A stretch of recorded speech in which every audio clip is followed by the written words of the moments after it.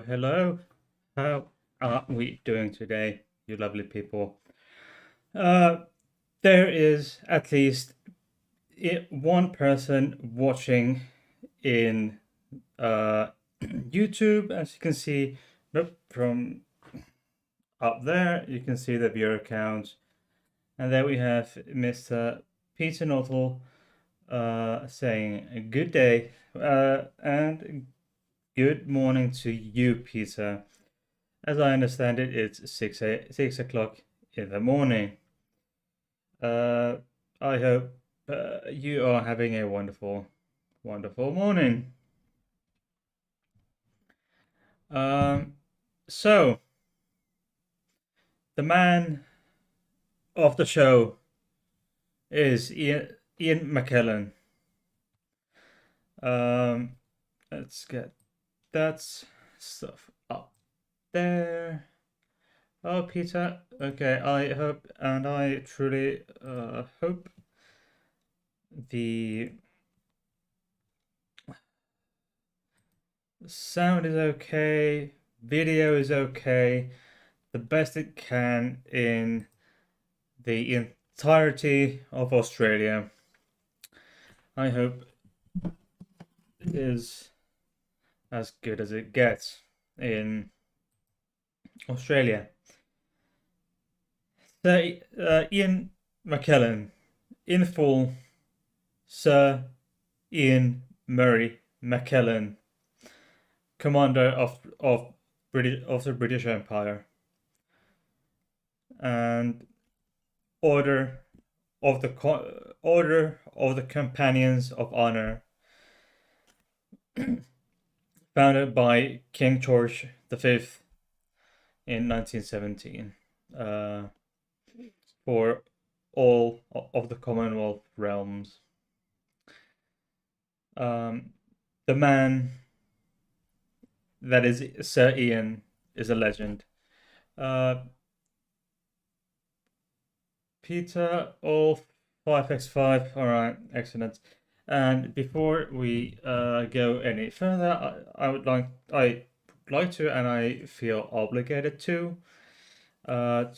introduce to you my lovely co-host, Stefan. There, cute as always, and furry little baby Bertil. There. Okay. As for those of you who watched the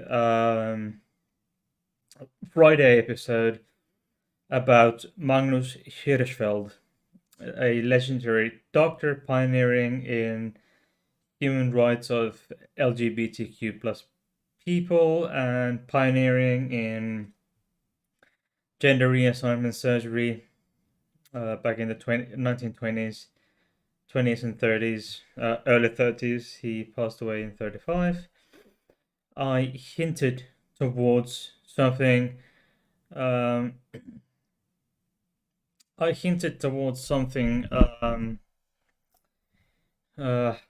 Nice happening during this weekend, and which I wouldn't reveal until this Monday episode. So my partner and I got engaged during the weekend. So we got the rings a bit earlier to get the inscription on them. So that happened officially on Friday. No, pardon me, Saturday. Yeah. Anyway, and there I have already informed the Premiere Thursday people. There will be no Premiere Thursday video on my channel this week because I simply do not have the time. So, I don't want to push it because, trying too much to make the time. I don't want to rush things. Okay. Anyway, let's go.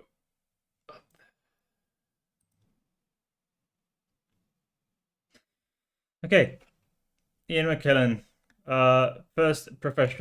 started his professional career as an actor in theatre, in Shakespearean theatre back in 1961 at the Belgrade Theatre. And the Belgrade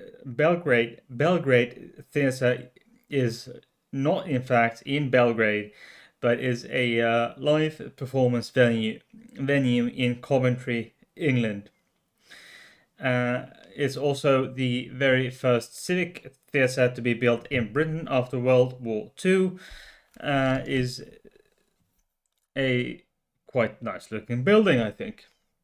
Where there in 61, he appeared as in the role of Roper in A Man for All Seasons,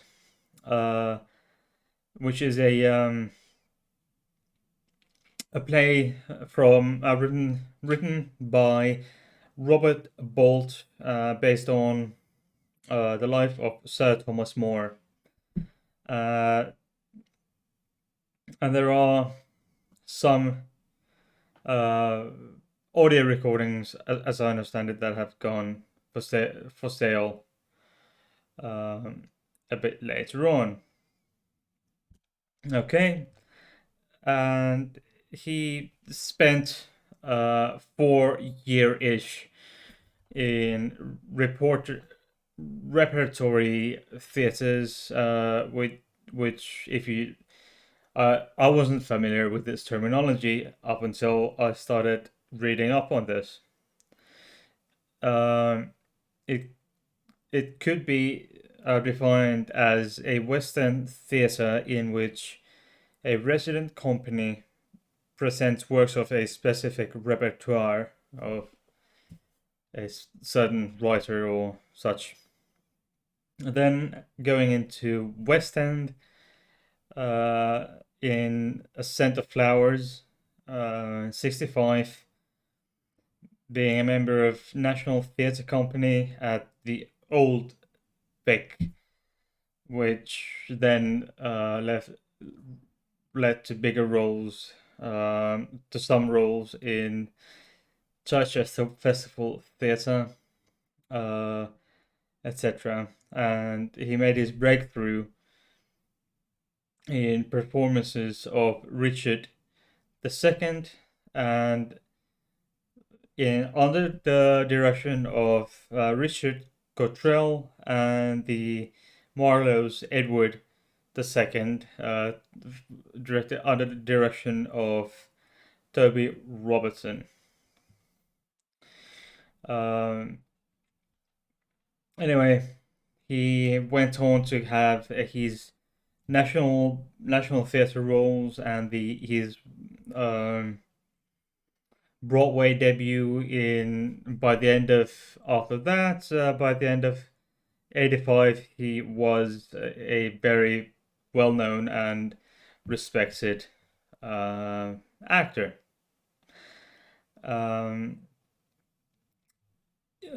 Also, for example, receiving the Tony Award for Best Actor Play.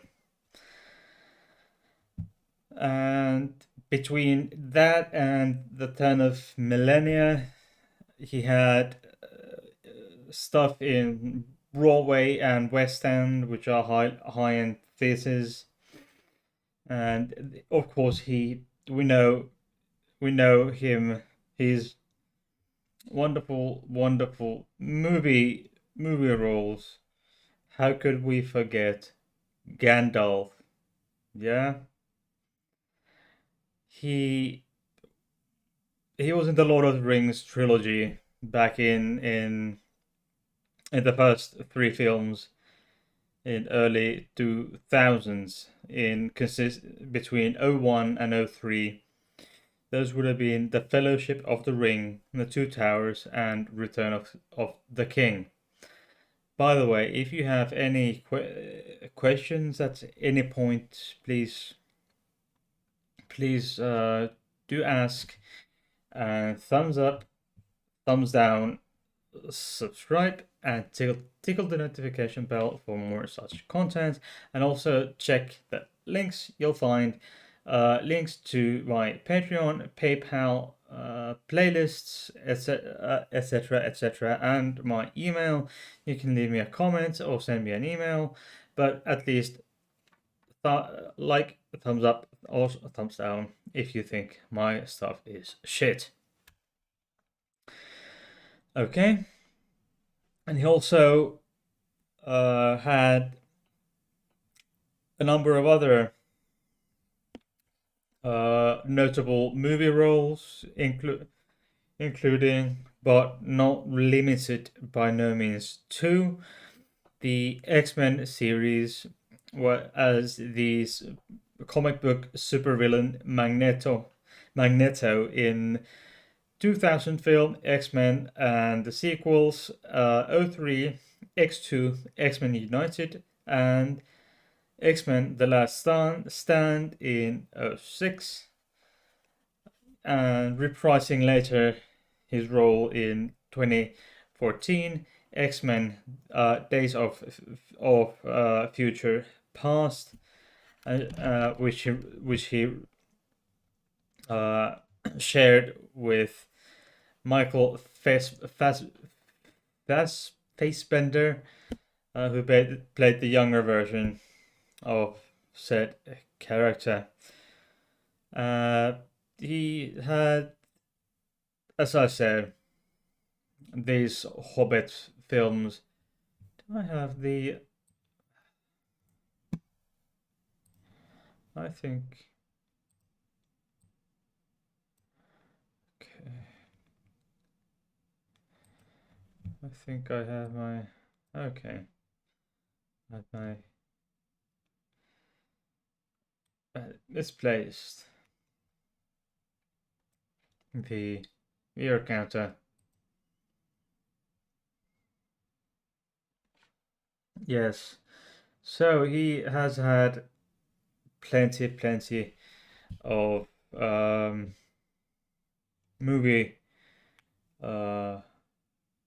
recognition, and he was knighted in 1991 in the New Year's honor ceremony in 2001.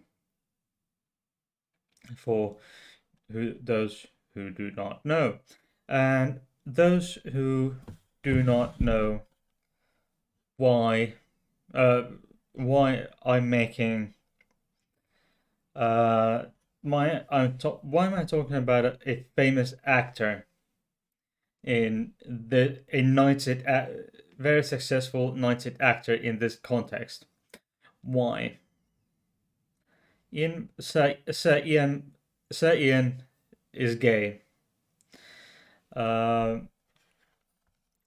He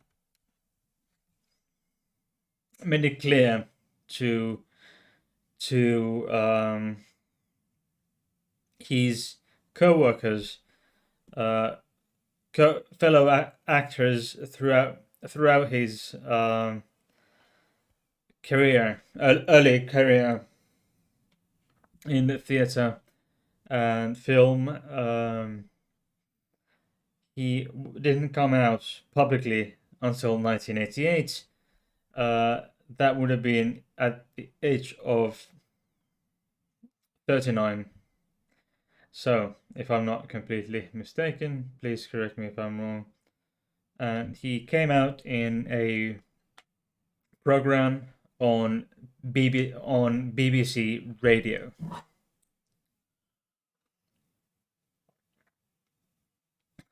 What? There's another viewer. Who might that be? Please make yourself known. Please make yourself known if you wish. If you wish. I have a good hunch who that is, but we'll see. We'll see how it goes. Okay. Now, this person has left. Okay. No worries. No worries. How are you still holding up there, Peter? I hope you're doing fine. Okay. Um, what's the context which sparked him to come out? So Ian to come out to the general public was that with overriding the concerns about any possible negative effect on his career was the Section 28, which was a controversial um, section of the local government bill, no, which was also known just as Section 28, which was under consideration by the British Parliament, and it would propose prohibiting local authorities from promoting homosexuality as kind of pretended family relationship. Uh, yeah, I mean,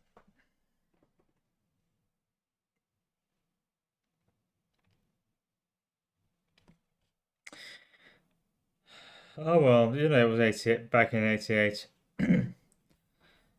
and he became active in defending this law. Um, so, and during a BBC Radio 3 debate where he was debating said Section 28 with a conservative journalist called Peregrine Worsthorne came out as gay, stating that had he was influenced by his decision to advise and support his friends, and then one of them being a notable gay author, Armistead Maupin. Um, he then discussed the 29th on and discussed the 29th anniversary of the Stonewall riots, commenting as follows: I have many regrets about not having come out earlier, but one of them might be that I didn't engage myself in politicking. That's a nice word, politicking. And of the period of time, he said, my own participating in that campaign was a focus for people to take comfort that if Ian McKellen was on board, this perhaps it would all be right for other people as well, gay and straight. Why not? Well said, man. Well said, Ian. And the Section 28 was enacted and remained on statute books until 2000 in Scotland and 2003 in Scotland and England, Wales, and never applied to Northern Ireland. What a shame. But hey, what the hell? He tried, you know. And when he was appearing on Have I Got News for You in 2003, he claimed McKellen claimed that Ian claimed that when he visited Michael Howard, who was then the Secretary of State for the Environment in the UK cabinet in '88, lobbying against the Section 28. Howard refused to change his position, but did this is quite ridiculous. That what was he thinking? But then Howard asked autographs for his children from Ian McKellen, and agreeing, but wrote, "Fuck off, I'm gay," and there we go. Yeah, and he's quite a person. Anyway, and there are statements on his website. As I understand it, it's still there. The last time I checked, it, at least as far as I can tell, it's still there. He's commenting as follows: I have been reluctant to lobby on other issues I most care about: nuclear weapons against religion, atheist, capital punishment, anti, AIDS, fundraiser, because I never want to be forever spouting, diluting the impact of addressing my most urgent concern: legal and social equality for gay people worldwide. And he is the co-founder of a UK charity called Stonewall. I will provide the link to their website in the description box after the stream, because I forgot to do it before the stream and I'm too lazy to do it now. Sorry.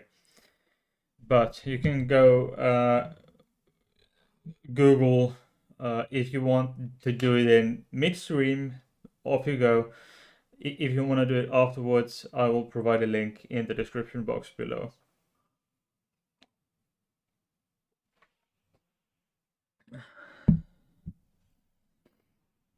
And he's been doing charity work as you must guess. Why is this always my always stuck, these my cables here? And I think I'm gonna take a just small moment.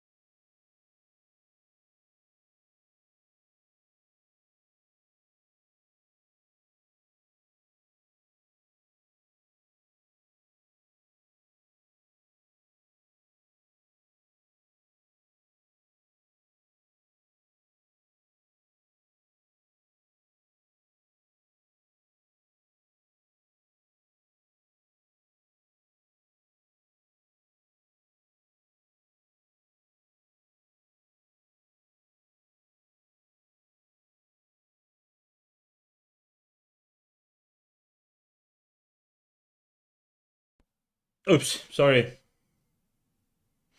Sorry about that. At least I have someone in the chat reminding me that how I should do my things. Okay. Anyway, what did I say? Um,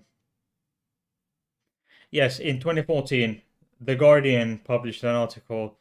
In 2014, he was named in the top 10 of on the World Pride Power list. Yeah, it's powerful. Okay, and just going back, taking a few steps back. Um, one of my besides Gandalf, my favorite movie role from Sir Ian is Sir Leigh Teabing, an eccentric historian from the film Da Vinci Code. It's one of my absolute favorite movie characters, uh, and of course the one of the two big roles, best roles I've come across him.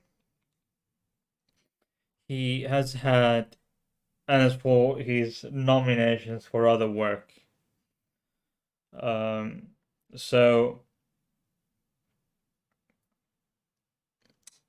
as I mentioned, he was knighted in 1991. So he has received two Academy nominations for performances in Gods and Monsters in 1999 and The Lord of the Rings, The Fellowship of the Ring from 2001. He has received 5 Primetime Emmy Award nominations, received 2 Tony Award nominations, winning for Best Actor in a play for his performance in Amadeus in 1981.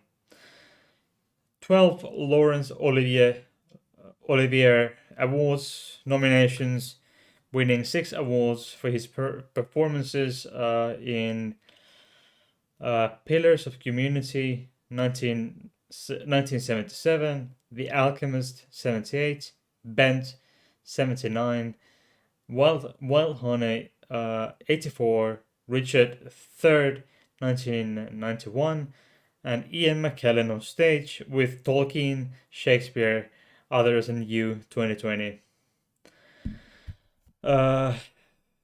That's quite a bit. Oh, yeah, I mean, yeah, sure, but he's an amazing guy. Hmm? Honorary awards, Pride International Film Festival's Lifetime Achievements and Distinction Award in 2003, Oliver Awards Society's Special Award 06. Also, Evening Standard Awards the Lebedev Special Award in 09. And following year, the Empire Awards Empire Icon Award would have been in 2010. And in 2017, receiving honorary award from Istanbul International Film Festival. So that's quite a bit. And as I mentioned, he was knighted. Okay, so let me give you a summary. Wins of awards. Golden Globe 1, Screen Actors Guild Award 2, Tony Award 1, Laurence Olivier Awards wins 7. Nominations: Academy Awards 2, British Academy Films Award 5, Golden Globe Award 3, Primetime Emmy Award, 5. Screen Actors Guild Award, nominations 5. Tony Award, nominations 2. Laurence Olivier Awards, nominations 11. Quite a bit. Is best leading role, best supporting role, best adapted screenplay, etc. And he won the Golden Globe Awards for best supporting actor in television, Rasputin, the Dark Servant of Destiny. And Screen Actors Guild Award. He won outstanding male actor in a supporting role from the Lord of the Rings Fellowship of the Ring. Also nominated for outstanding cast in a motion picture for all three Lord of the Rings films, and one of the last one, The Return of the King. Tony Awards won for best actor in a leading role in a play. Amadeus won. Laurence Olivier Awards he won in 1977, 78, 79, 84, and 1991, and 2020. Theatre Awards, he's got 74, 81, 83, 86. Evening Standard Theatre Awards, he's got for Best Actor in 1984 and 89. Wow. Critics Awards, he's got Critics Wins, plenty. Miscellaneous, you may get Annie Awards, Poppy Awards, Satellite Awards, Saturn Awards. I mean, come on, need I go on that this man is a legend?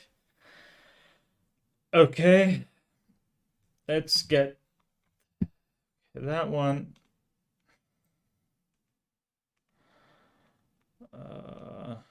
Let's get that one from. And by the way, let me get this picture of him on screen. Okay.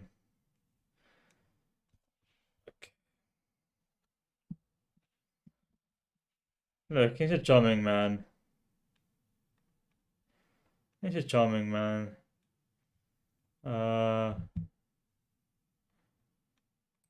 Okay.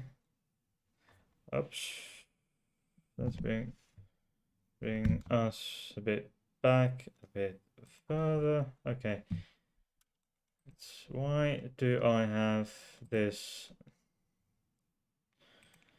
Firefox so revealing?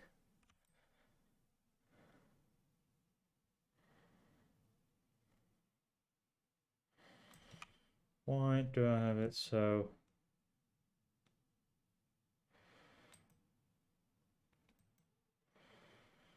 Okay, that's okay. Here we are then.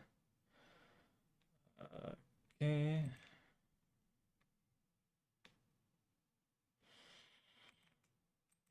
Okay.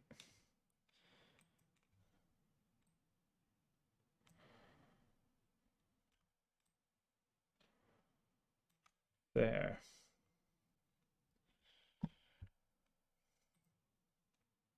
There. He's a charming man. Very charming man, I think. And he was he's very supportive of Elliot Page. of course, there is no reason why we shouldn't be proud of Elliot Page. Charming, charming transgender man. Good looking, I think. Also, uh, but both Ian and and he was also tried to get recruited to to um to the role of Dumbledore. Or oops, what's the chat box there? Chat box travels there where it belongs. But I think he would have suited well in the role of Gandalf. He did suit well for Gandalf, and I think he would have suited well um, for the role of Dumbledore. Who knows? But hey, I like his I like the way he was as Gandalf. I liked his role as Gandalf. You know, it was all got to get fun. I think. Let's get okay. Why? And I'm wondering why the uh, camera frame is being a massive cunt. Ah, there we have it. Okay, now I know what the what this problem was, and it is solved. Okay. This is an interesting topic. I think I could keep talking about this the entire evening, because Sir Ian is so great. One moment.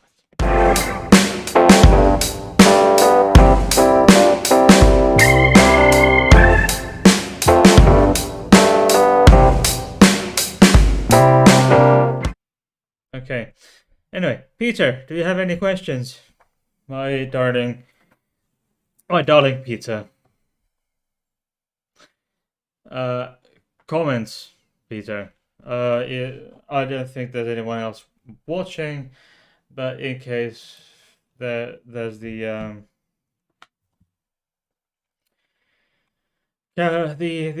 viewer counter says no, but I could be mistaken because the counter there could be mistaken. There could be some ninjas watching. Who knows? Yeah.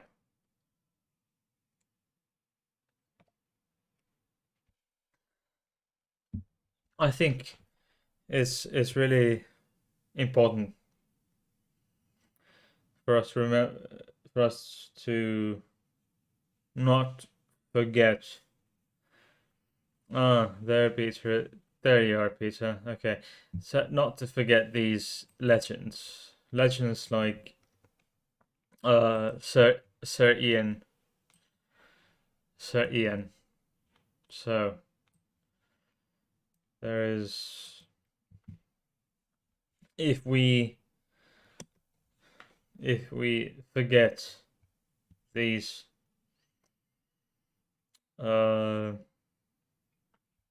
legendary pioneers like Sir Ian in culture, in cultural terms, we forget them. We forget ourselves. We forget the importance of queer people in theatre and in performing arts. So it's not legends like Sir Ian are people not to be taken, not to be underestimated in their legacy for the activism and the pioneering with LGBTQ plus rights.